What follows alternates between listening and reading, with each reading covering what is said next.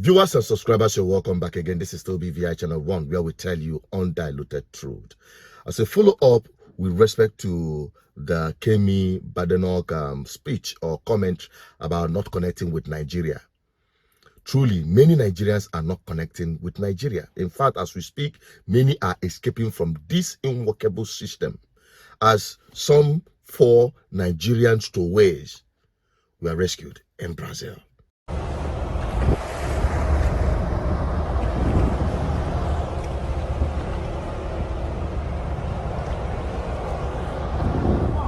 We're the federal police. We are here to help you, okay? Do you have food and water? No. Okay, I will get first some water and some chocolate for you. Then I will get you. Do you know how to swim? Yeah.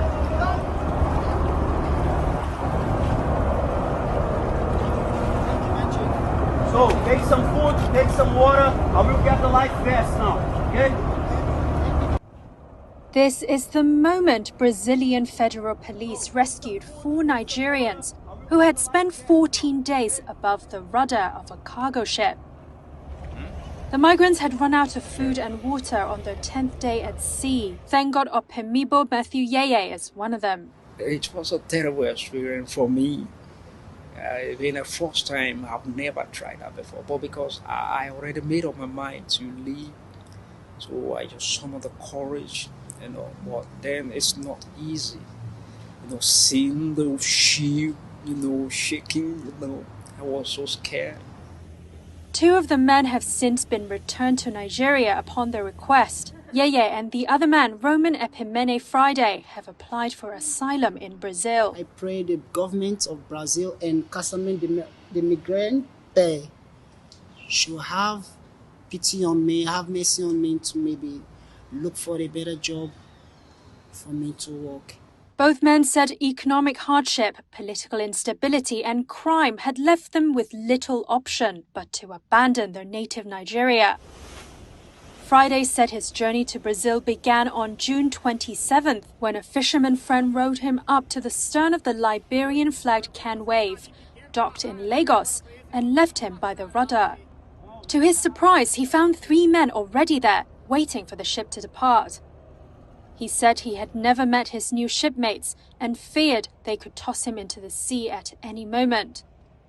Once the ship was moving, Friday said the 4 men made every effort not to be discovered by the ship's crew, who they also worried might offer them a watery grave.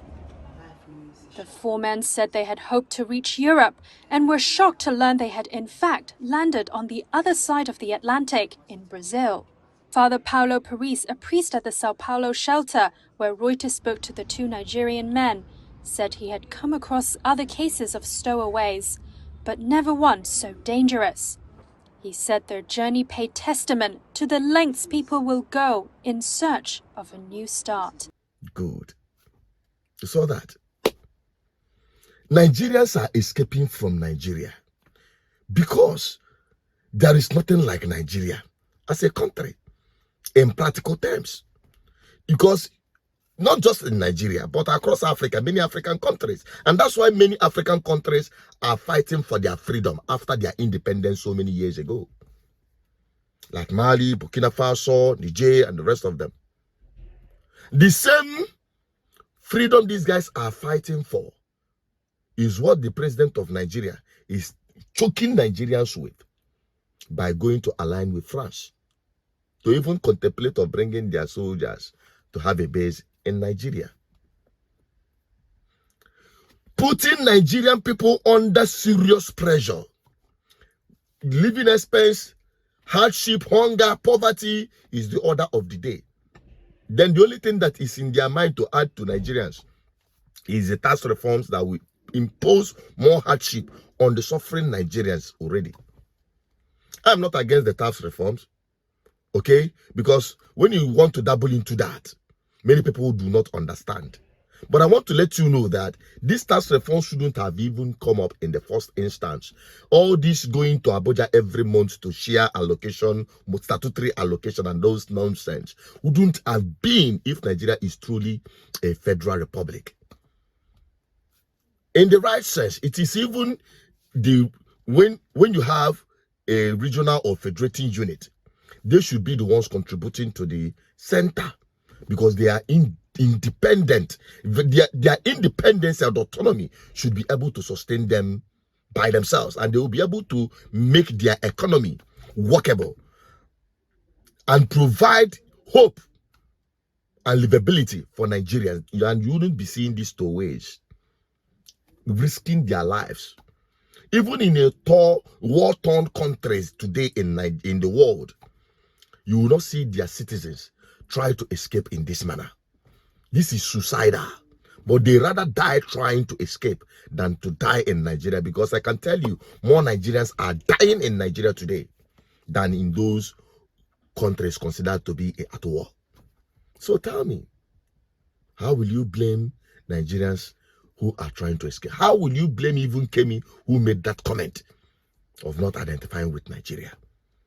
That Boko Haram is ravaging the north, killing people every day, no consequence. And the money that will be brought in, allocation that will be released for the fight against insurgents, the same politicians who are shouting today will be the one to steal the money and go and buy outdated weapons that even put lives of the soldiers on the front line at risk.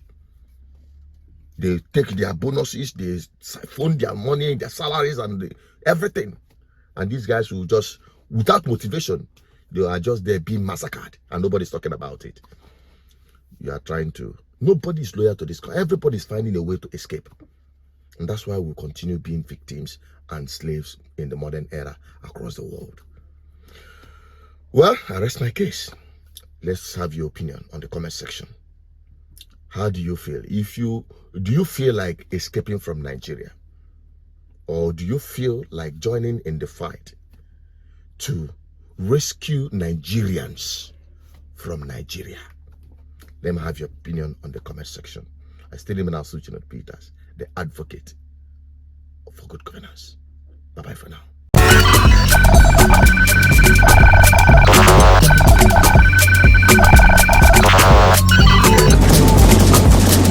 GGN, uniting the people for good governance.